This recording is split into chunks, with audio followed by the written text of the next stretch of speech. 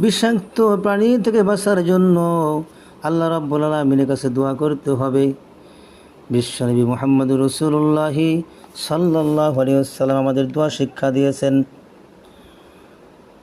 যদি কোনো ব্যক্তি ফজরের নামাজের পরে 3 বার এবং মাগরিবের নামাজের পরে 3 বার বা আসরের নামাজের পরে 3 বার যদি কোনো ব্যক্তি এই দোয়াটি পড়ে, আউযু বিকালিমাতিল্লাহি তাম্মাতি মিন শাররি মা খলাক, আউযু বিকালিমাতিল্লাহি তাম্মাতি মিন শাররি মা খলাক, এই দোয়াটি কোনো ব্যক্তি যদি নিয়মিত পড়ে যায় তাহলে ওই ব্যক্তিকে কোনো বিষাক্ত প্রাণী দংশন করবে না, স্পর্শ করবে না, বিষাক্ত প্রাণী তার কাছে আসবে না, তাকে কখনো দংশন করবে না।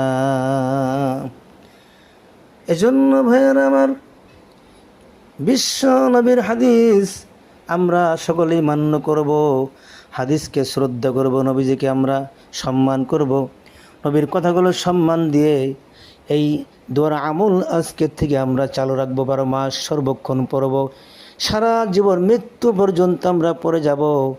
আমাদেরকে রাসেল ভাই পারে পাবে না, কোনো বিষাক্ত প্রাণী আমাদের কিচ্ছু করতে পারবে না। রাসেল ভাই পারে কোনো ক্ষমতা নাই, ক্ষমতা আমার আল্লাহর। সাপের কোনো ক্ষমতা নাই, ক্ষমতা আমার আল্লাহর। সুতরাং যদি বিশ্বনবীর হাদিসের উপর আমল করা যায়, আল্লাহ রাব্বুল আলামিন ওই বান্দাকে সম্পূর্ণ মাহফুজ রাখবেন।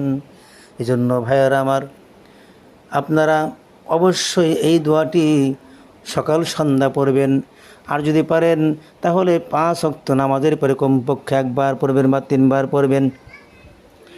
যদি কোনো ব্যক্তি 5 ওয়াক্ত নামাজের পরে পড়তে পারে তাহলে আরও ভালো, আমলের আরও তাসির বেড়ে যাবে।